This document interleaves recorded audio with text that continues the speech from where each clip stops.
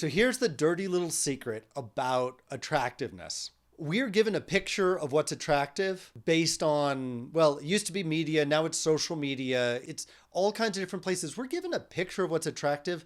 That picture is completely and totally unrealistic. As a man, am I supposed to have a body like I'm a superhero from a Marvel movie?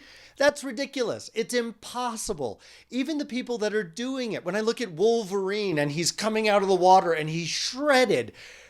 Okay, maybe Hugh Jackson looked that way for one moment, but I believe the story is that he didn't drink water for a couple of days before that, so that he was so dehydrated. I heard he could even smell water when he was on the set.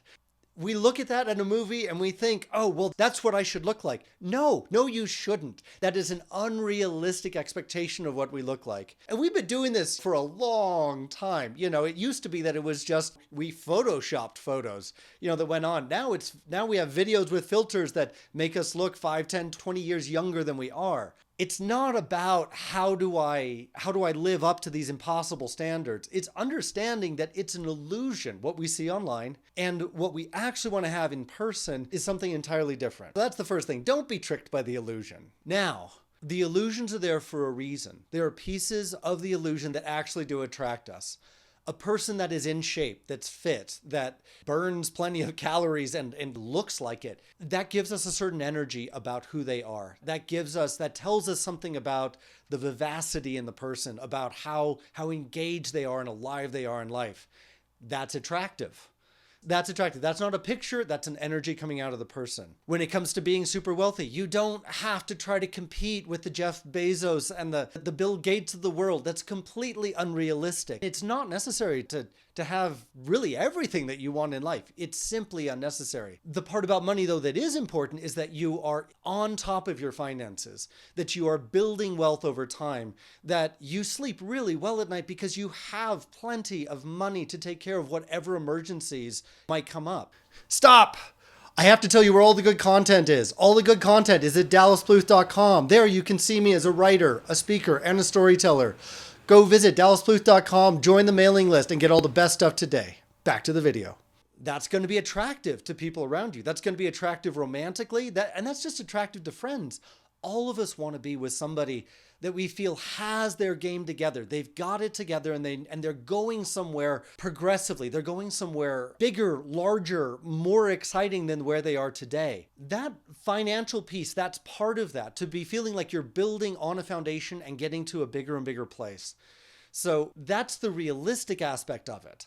Not the, if either I'm a lottery winner and I have, hundreds of millions of dollars, or I'm just waiting and I'm not one of the special ones.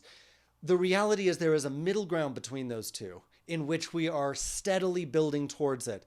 You're building the money and you're becoming more and more fit and stronger. The same way you go to the gym and you work out and you get more and more strong. I could go on in many different areas of life, but when you see these unattainable pictures that are online, don't buy into them. They're illusions. They're exaggerations of good qualities. Look at the good quality behind it. Yes, we want to be physically attractive. Yes, we want to be fit. We want to have finances together. We want to have all those things.